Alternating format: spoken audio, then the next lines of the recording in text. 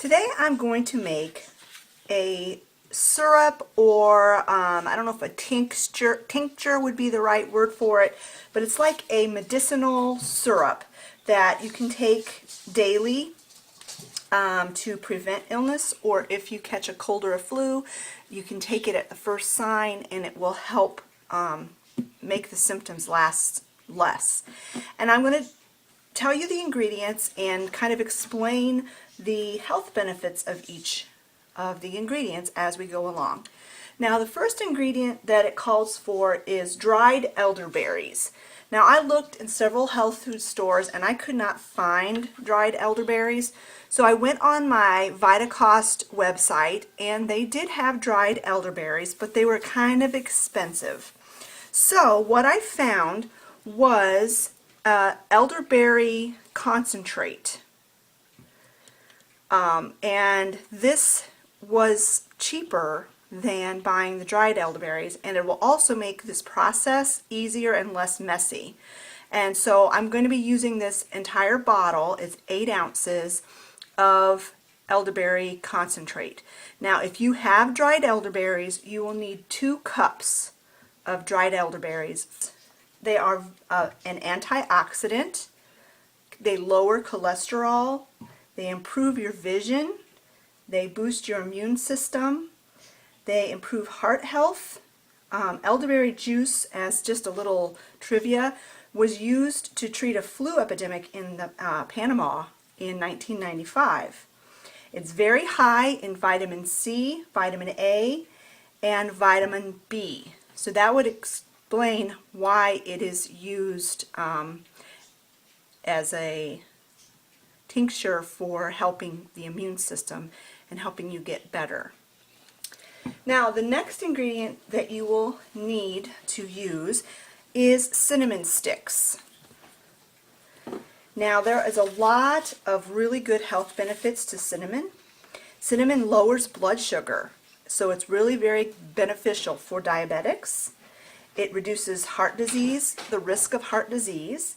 It's high in antioxidants, which we know antioxidants help fight cancer or help prevent cancer. It's an anti-inflammatory. It's antibacterial and antifungal. So cinnamon has a lot of really good health benefits, and it tastes good too. The next thing you will need to use are whole cloves. Cloves also are high in antioxidant properties. It's an antiseptic, and it's also a local anesthetic. If you've ever, when I was in school, in elementary school, and you had a toothache or whatever, and you went down to the nurse's office, she had clove oil, and she would put it on a Q-tip and have you rub it on the sore spot in your mouth, and it did. It made the sore spot feel better. It made the toothache go away, and it kind of numbed the area. So cloves are very good as an anesthetic. They are also anti-inflammatory. It improves digestion. They are very rich in vitamin A and very rich in the minerals potassium, manganese, and iron. So include cloves in your diet whenever you can, because they're very beneficial. Now, the last kind of exotic ingredient that you're going to need are whole rose hips. And those were another thing I couldn't find in the stores, but I did find on Vitacost. So I bought them, and this is a 16-ounce bag, so these will last me probably forever and a day. And let me open them up and let you see what rose hips look like. Rose hips are actually the pod where the seed from the rose plant is at. So they would use these to grow another rose plant. They just kind of look like a berry. Let me smell them. They don't smell bad, but they don't really smell like roses. But anyway, there are a lot of really good health benefits from rose hips. They are very high in vitamin C. And vitamin C helps produce collagen for bone health, and it lowers the risk of osteoporosis. They're also high in iron, and as you know, iron creates red blood cells, and so it improves circulation in the body. It boosts the immune system because of its high vitamin C. It's antioxidant, so it has cancer preventative measures and can help prevent chronic diseases. It reduces the risk of heart disease. It aids in managing diabetes, so along with the cinnamon, rose hips are also good for managing diabetes. It helps keep the skin healthy and wrinkle-free, and it's a diuretic, which means it makes you go pee a lot. So that helps flush the urinary tract. So those are the main ingredients that have the most health benefits in this tincture that I'm going to make. Now I'm going to omit part of the steps because I don't have dried elderberries. But I will kind of tell you how to do it if you do have dried elderberries. So the first thing you need to do is you need to put your dried elderberries, your cinnamon sticks, and your cloves into a pot. And you're going to need 2 cinnamon sticks. This is a brand new bottle, so I have to get it open here. I love cinnamon. So 2 cinnamon sticks in the pot.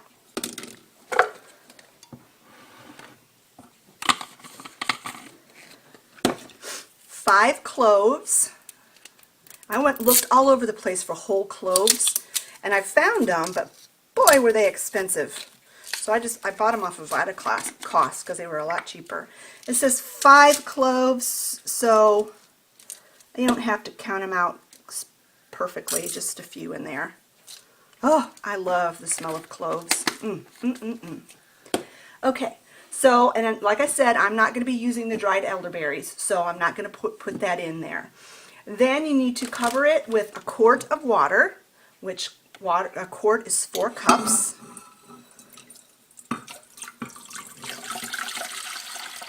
You bring it to a boil and you let it simmer for 30 minutes. And after 30 minutes, you remove it from the heat and you add the rose hips. Now, you don't put the rose hips in at the very beginning because the boiling process will reduce the vitamin C. So you don't really want to boil the rose hips. Okay? So I'm going to go ahead and do that process. And once this has boiled for, or actually simmered for 30 minutes, we'll be back. Okay, so here are the cinnamon sticks and the cloves. They've been simmering for about a half an hour. The timer's going to go off in just a couple of seconds. And there it goes. So you shut the heat off and let it kind of stop bubbling. And I tell you what, this sure does make your house smell good. The cinnamon and the cloves have put off a beautiful smell that has just filled my whole house. So anyway, at this point, you want to add the 2 teaspoons of rose hips to the mixture, and you're going to just let them sit in there with the heat off for 10 minutes. So when the 10 minutes is up, I'll bring you back and show you what the next step is. Okay, so now for the next step, you're going to need a big container and a strainer with a piece of paper toweling in there. Now, if you were using the dried elderberries, you would do this differently. Elderberries will stain your skin and your clothing, so if you are using the dried elderberries, you will want to put gloves on and wear an apron. And you would need 1 extra layer of straining. So you would put a tea towel in the strainer and then the paper toweling inside the tea towel, and then you would gather it all up and just squeeze it because you want to get as much juice out of the elderberries as you possibly can. Now, since I'm using the elderberry concentrate, I don't have to do that, so it'll be a whole lot easier. But I do want to get the cinnamon sticks, the cloves, and the rose hips out of this. So I'm going to pour this carefully over the bowl. And I put the paper towel in there because I wasn't sure if my strainer holes were small enough to catch the cloves. Now, most of the stuff stayed in the pot, so that was a good thing. So we'll just go ahead and finish draining that off. And like I said, if you were using the dried elderberries, you'd have to be wearing gloves for this because you would stain yourself. I'm just going to go ahead and it's still pretty warm, so be careful. One other thing I needed to mention, which I forgot to mention earlier, was that elderberries do have a laxative effect. So if you have a sensitive gut, you will want to acclimate your body to this slowly and don't go crazy. Now, the dosage for an average adult is 2 teaspoons a day.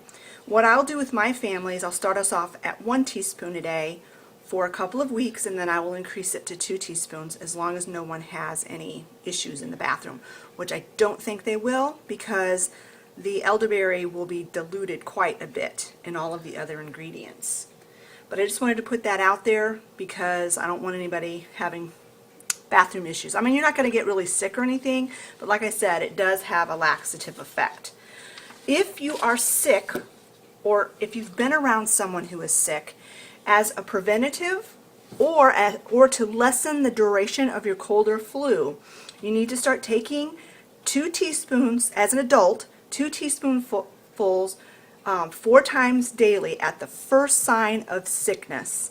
And for children, it's 1 teaspoon 4 times daily.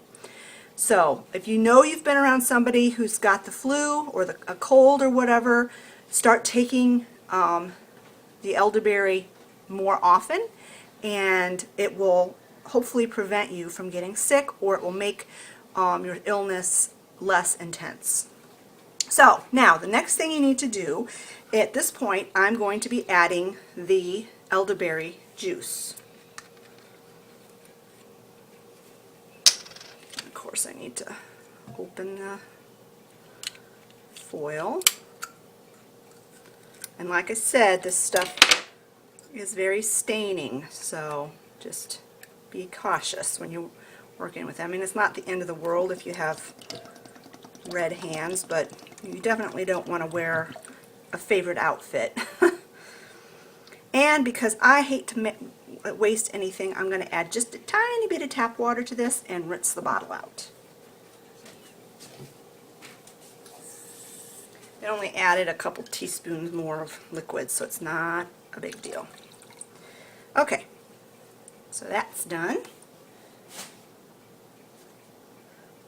The next thing you are going to need to do is add to this mixture a 1/2 cup of apple cider vinegar. And this is the brand I use, White House Organic, raw, unfiltered with the mother. I got this at Walmart, so it's not, I mean, it's pretty easy to find good vinegar. Then, to sweeten this up and make it more palatable, you're going to add 1 cup of raw honey. And the heat from this, the liquid will melt the honey, but it's not hot enough to kill any of the benefits that are in honey. You want to use raw, unpasteurized honey, because when they boil honey, it greatly reduces the benefits of honey. And the kind that I use is Great Lakes Local, and it's raw, and I got this from Costco, and it's a product of Michigan, which is our neighbor to the north. And then the very last thing you want to add to this is the juice of 1 lemon. I've got 1 lemon here, and I'm going to, how am I going to do this? I'm going to juice it into this pan over the strainer so that I don't get any pits in my tincture here. So get this out of the way just a smidge. Cut this hat in half and juice it. These are those Meyer lemons, and I really do like them. They're less sour than regular lemons, but the problem I've been having with them, and if anybody knows what to do about it, is they are not staying fresh very long. I've been keeping them in the refrigerator, but I've had to throw a few of them away because they were getting too soft and mushy and, you know, almost moldy. In fact, I think this lemon might be a little bit funny, so I don't think I'm going to actually use the juice. I think there's about 3 teaspoons, and I've got some bottled lemon juice in the refrigerator, and I'm just going to put that in there instead, because I would hate to use lemon juice that's a little bit off. It kind of defeats the purpose of doing this to make yourself healthy, and then put an ingredient in that's not so great. And that was my last lemon, so the lemon juice from concentrate is not the best choice, but it is better than using the juice from a not so great lemon. So we're going to put 3 teaspoons of lemon juice. Okay, so I'm going to stir this up till the honey is completely dissolved, which it pretty much is now. And then I'm going to pour it into a bottle, and I'm going to store this in the refrigerator. Now I made a label for my bottle, and I called it Elderberry Tincture because I didn't want to put elderberry syrup and then have my husband think it was like pancake syrup and pour it on his pancakes. So I put this label on it to make sure that he knows that it's a medicine and not pancake syrup. Okay, so I'm going to put it in this bottle that I got from Aldi, and it had that limoncello soda in it, which was delicious, by the way. And my very talented daughter was able to get the labels and stickers off of it very easily, and so I'm going to be reusing this for my elderberry tincture. And these are just chalkboard labels, and I used a white paint pen so that the words don't rub off.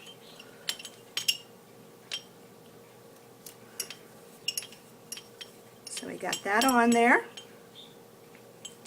And we're going to very carefully, with a funnel, pour this in. And now, I don't know if all of this will fit in here. I have a feeling I'm going to have too much.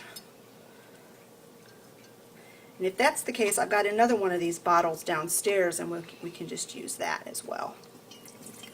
Pour it in slowly and carefully so you're not dripping any of this on yourself or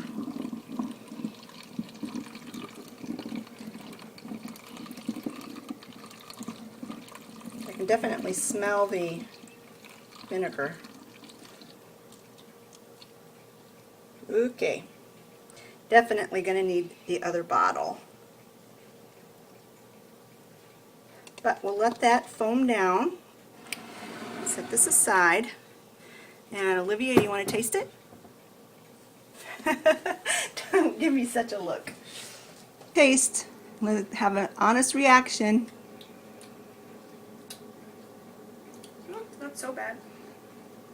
Does it taste better than like cough syrup or anything like that? Yeah, but it still kind of does taste like medicine. All right. Can't really taste the vinegar. Oh, good. Okay. And it's a little bit sour too. A little bit sour.